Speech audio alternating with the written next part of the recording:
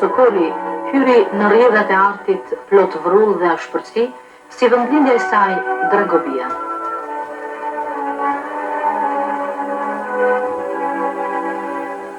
Fatimja sykaltër si Valbona, që i këndoi dhe e deshi gjithë jetën, do të merrte shumë çka nga lumi i vendlindjes, dhe ky lum do të ishte lejtmotiv i gjithë krijimtarisë.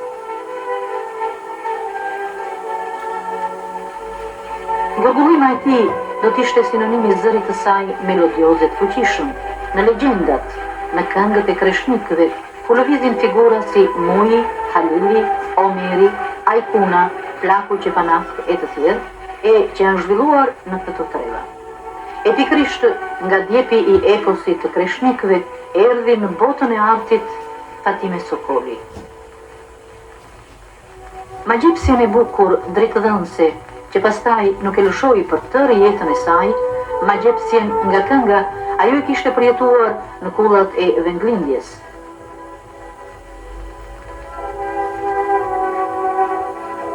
Qika e vogël e Dragobisë provonte zërin e saj edhe mahnite nga akustika e shkëmbive në përgryka, nga ushtrimi i zërit në përahishte dhe ëndëronte të bëhej këngëtare.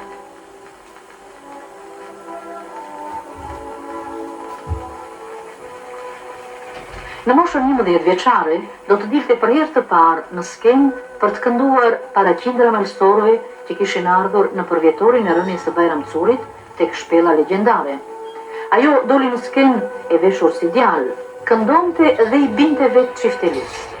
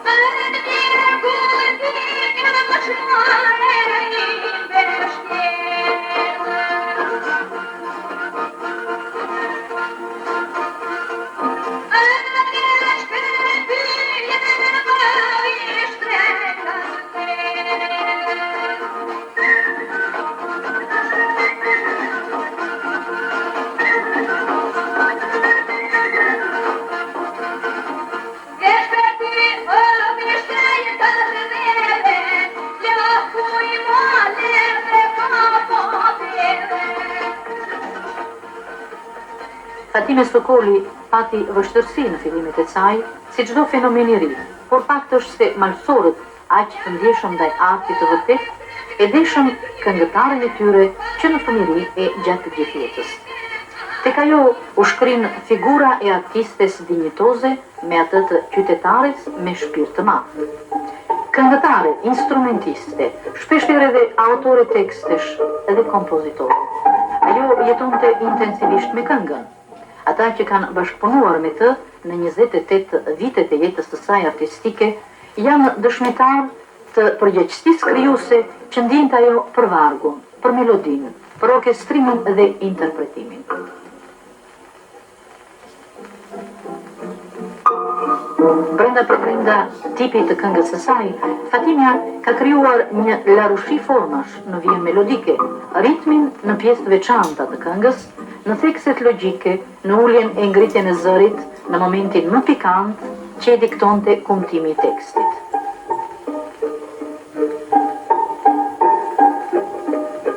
Tematika e këngëve të interpretuara prej saj ka një spektër të gjerë. Ka kënduar këngë epiko-heroike, epiko-elegjake, lirika erotike e tjera.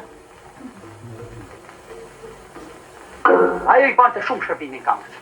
Ajo një këngë që nuk I shonte, se nuk I pëlqente, kushdo që t'ja jepte nuk pranonte atë monde.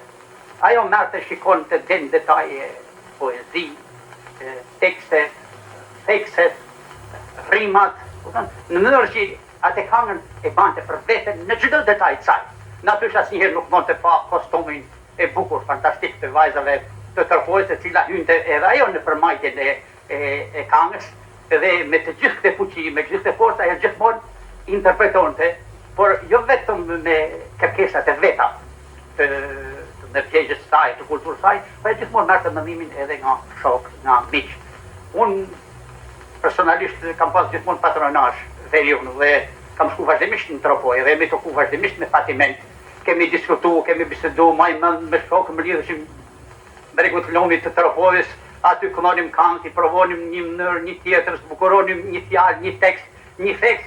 Pra ajo me shumë dashamirësi pranonte vretit, sugjerimet, jo vetëm neve që ishim qik ma të mësë ajo, po dhe shokëve që kishte rreth. Unë kam kënë para 4 vjetë kam kënë me grupin e Tropojës, në ansambin e Tropojës kam kënë në Zvicër, në një festival atje, dhe përgjithësi kemi dhënë shfaqje në shumë qytete të Zvicrës. Në atë kohë Fatimia nuk ekzistonte më. Megjithatë, unë pata përshtypjen që ajo vazhdonte të jetonte. Atje të gjithë shqiptarët e Zvicrës kudo që ishin pyqin, nuk e dinin akoma se ka vdekur, pyqin Fatimen. Megjithatë kishin diskit e saj, kishin kasetat e saj, domthon kishin këngët e saj dhe emocionoshin dhe ne e pamë që ajo vazhdonte të jetonte me këngën e saj në shpirtat, në zemrat e shqiptarëve të Zvicrës. Në përgjithësi, Fatimen me të drejtë e quajnë Bylbyli Malciks. Unë personalisht do kisha një mendim tjetër. Ty pa këngën e saj, por të potencë saj do ta quajnë Shqiponja Malciks. Dhe kam pa Fatimen në malet e Dragobis, e kam pa në brigjet e Valbonës, e kam pa në kalan e Gjinokasës, kur hapte krahë, merrte çiftelin, e vete në gjokës dhe fillonte këngën, vërtet ishte një shqiponjë.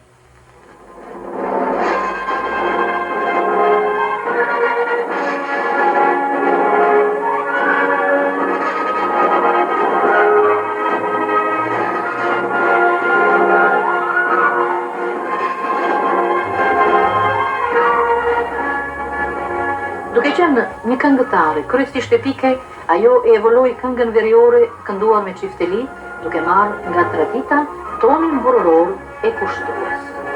Nëpërmes këngës, rroku perioda të tëra historike, duke kapur pikat kulmore të tyre, duke bërë të gjallë heronjt dhe luftëtarët.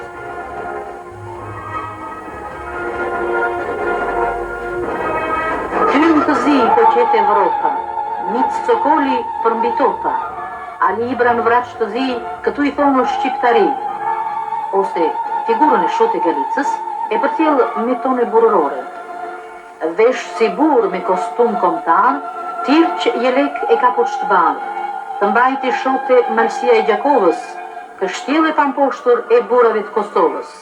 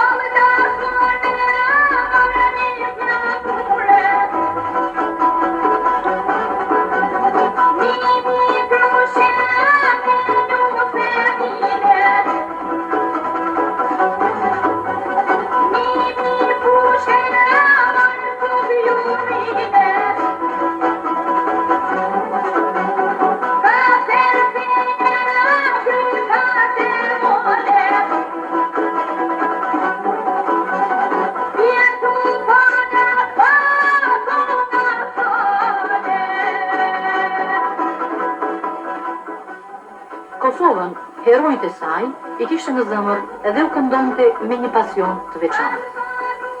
Fatime Sokoli krijoi një tip të ri të këngës folklorike, jo thjesht se këngën burrore e këndonte një zë I bukur femre, por me të gjitha në tipin e ri që sillte elementë të rinj, në artikulimin e qartë të fjalës, si dhe në faktin se kënga e saj mund të këndohet si nga gratë, ashtu edhe nga burrat.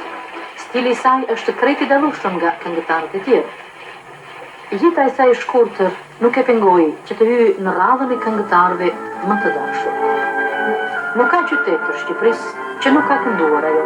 Gjithashtu ka interpretuar në shumë skena të vendeve të huaja, si në Turqi, Austri, Itali e tjera. Preferencat më të mëdha I kishte në mesin e shikuesve nga Kosova. Të paharuara janë interpretimet e këngës në skenat e Gjakovës, të Prizrenit, Prishtinës e Ohrit, ku sallat e stadiumit ku zhvilloheshin koncertet e ansamblit të këngëve dhe të valleve popullore, si dhe të ansamblit folklorik Valbona, ndizeshin kur këndonte Fatime Sokoli.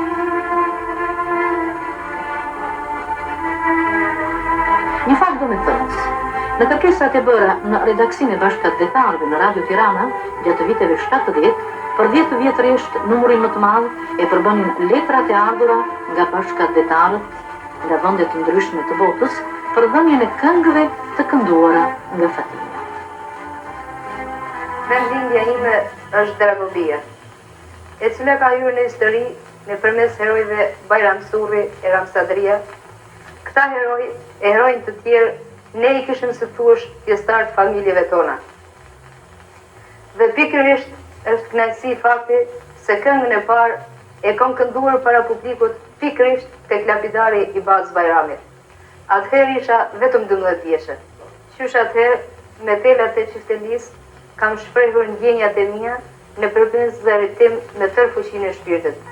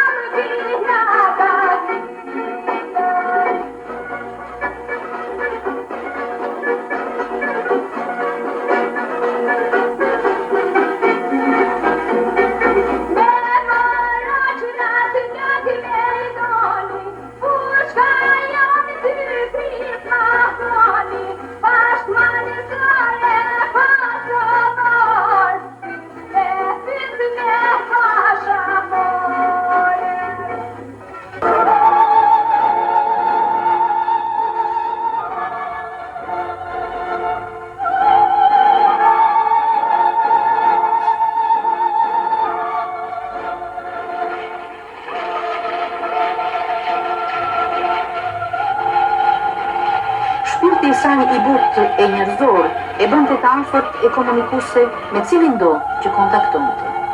Fatime peshonte në çdo mjedis, qoftë artistik, familjar apo shoqëror. Tipar dallues ishte optimizmi për jetën dhe dashuria për njerëzit. Komunikonte dhe hynte në botën e fëmijës edhe të moshuarit. Shokët edhe miqtë kudo e rrethonin.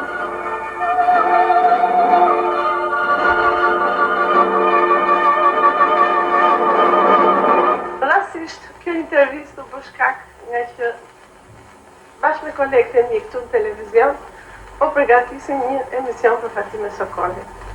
Dhe unë ju thamë që e kam pas shoqe klase. Atëherë më tha redaktori e emisionit Ilir Buçpapa që po ka mundësi në kenu një fotografi të viteve të shkollës, na e sill. Dhe unë shkova në shtëpi dhe bashkë me burrin i gjeta 2 fotografi. Janë kujtime shumë të bukura. Fatimja ka qenë një vajzë shumë me humor, ka qenë një vajzë e qiltër. Bile ne i thoshim malsore, sepse ajo vetë i dha shkas këtij emrit. Në orët e artistikës kishim vetëm një djalë dhe të gjitha ishin vajza. Zakonisht nuk uleshin me këtë djalë, quhesh Beni, ish nga Elbasani. Dhe thosh Fatimja, pse keni lënë këtë djalë vetëm?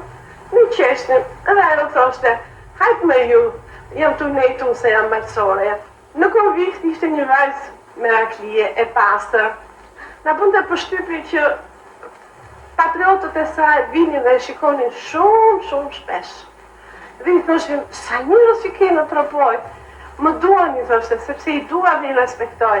Kam këndua pardu në lice, dhe mu dha mundësia që këngët që kam këndua vetë, ti këndoj tani artistikisht, të di solfezh, harmoni, dirigim. Dhe pak nga pak, ajo u bë një nxënëse shumë e mirë, në orë të solfezhit këndonte shumë bukur. Zysh Tefta Limerko ishte një mësuese shumë e talentuar dhe apasionuar mbas nesh dhe mbas degës së saj. Dhe kënaqesh kur e ngrite Fatime dhe këndonte, merrte dhe çiftelin. Biles dhe në një orë pushimi, ajo u bëshkak që dolëm në bord të liceu dhe kemi bërë një fotografi. Bile kjo është shkaktarja që, ajde më shoqeni, se do largohemi, unë isha nga Kavaja, kjo tjetra ishte nga Durrësi, kjo ishte nga Saranda, unë që do ikim në Tropoj dhe dua që kim kujtim. Ndërsa në provimet e maturës, mbasi kemi mbaruar solfezhin shumë mirë, dhamë provimet e solfezhit, Fatimja prapë ishte shkaktare se sa do t'iki larg. Edhe kemi këtu një fotografi që kemi dalur me mësuesen e solfezhit Tefta dhe gjithë kolektivi vajzave dhe i vetmi djalë Beni. Fatimen e kam patur në nxënëse që nga klasa e parë e mesme, derisa e mbaroi atë në klasën e 4 mesme.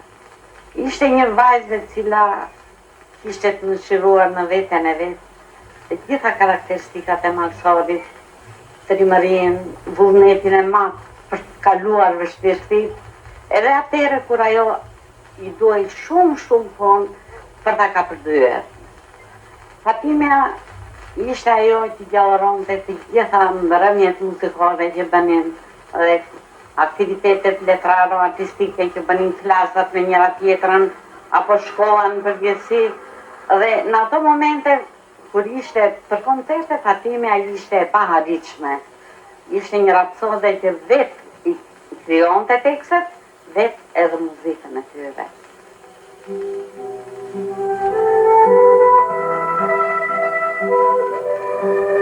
Fatimja kishte marrëdhënie shumë miqësore e dashamirëse me krijuesit e në veçanti me të rinjt. Ata i mësonte, i inkurajonte dhe i ndihmonte për të hyrë në rrugën e bukur, por të vështirë të artit. Pasioni veçantë i punës së saj ka qenë mësimdhënia e lëndës së muzikës, që e ushtroi për 22 vjet rresht në shkolla të ndryshme të rrjetit të Tropojës. Brezave të tëra nxënësish u ka dhënë njohuri për muzikën. Janë me 10 djemë dhe vajza që u ka mësuar çiftelin, këtë instrument të dashur të saj. Ata krenojnë se u ka dhënë mësim një artiste e madhe.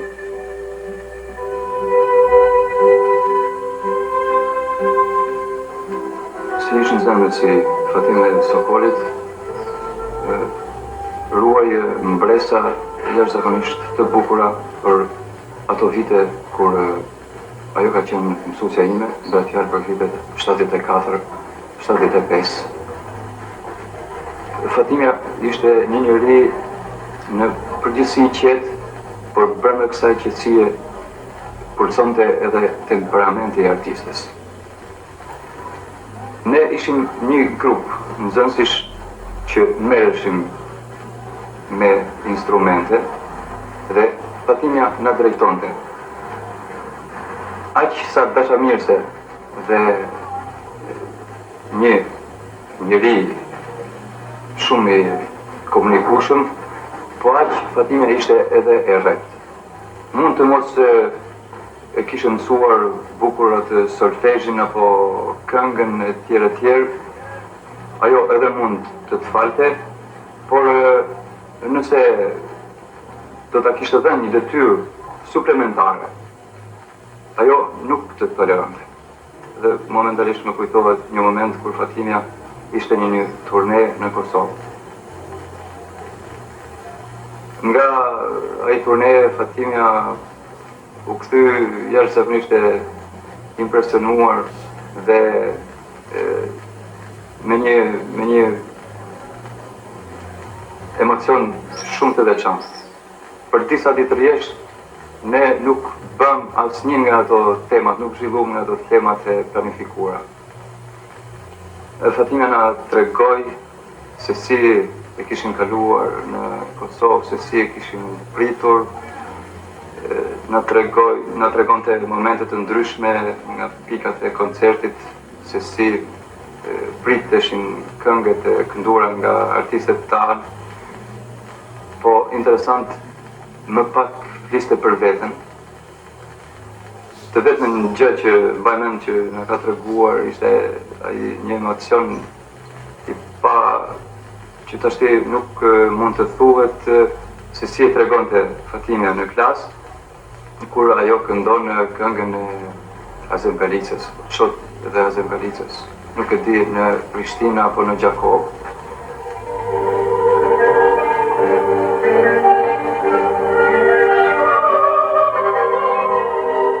Njerëzorja Fatime, aq e kujdesshme për gjithçka, një pasion të veçantë kishte edhe për fotografinë.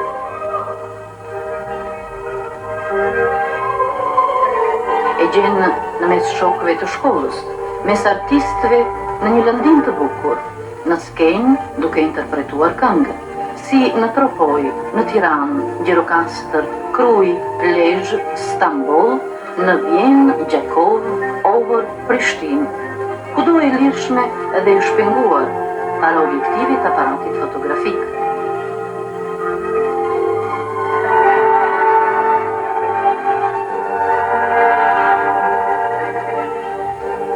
Fatimja kishte një letër këmbim të shumët.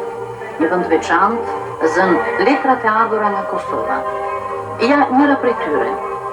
Fadil Thaçi nga Gjakova, ndër të tjera I shkruante. Bukuria e zanit tand kur mos u çant, siç thot kënga.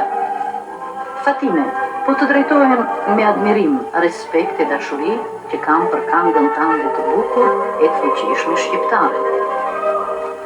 Me shkronja e poezi s'munda ta tregoj, por gjithsesi ato që ka zemra I shkrova të sticoj, të pikturova.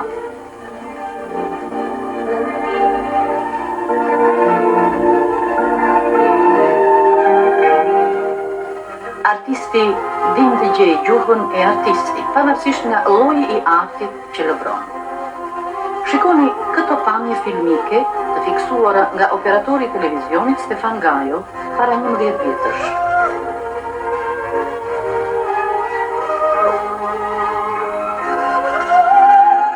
Fatimja në festivalin folklorik të Gjirokastrës. Fatimja e çliruar nga emocionet pas interpretimit të këngës.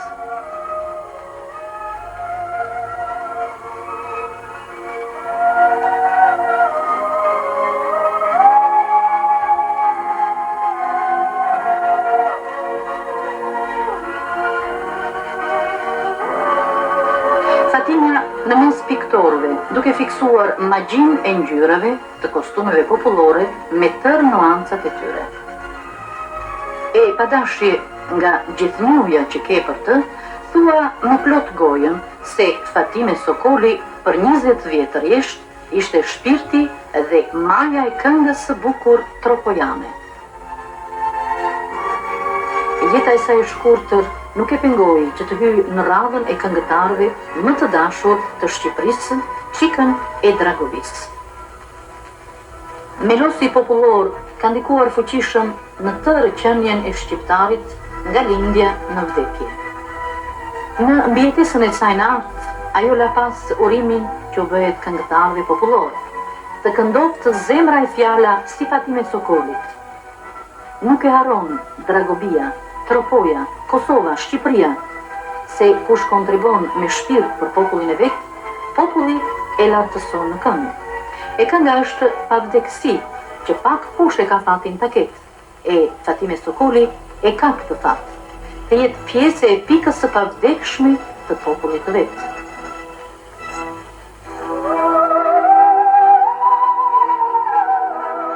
Shumë e këndoi lavdik titroli, Çika e këngës Fatime Sokoli.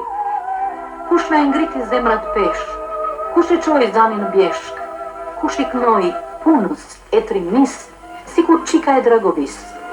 Kur kënën timoj Fatime, bjeshkët e nalta bien mendime, shote Galica e Lue Kapuçin, Threta Simin e Hajdardushin, Mit Sokoli ban trimin, Bajram Curi ngjesh Altin.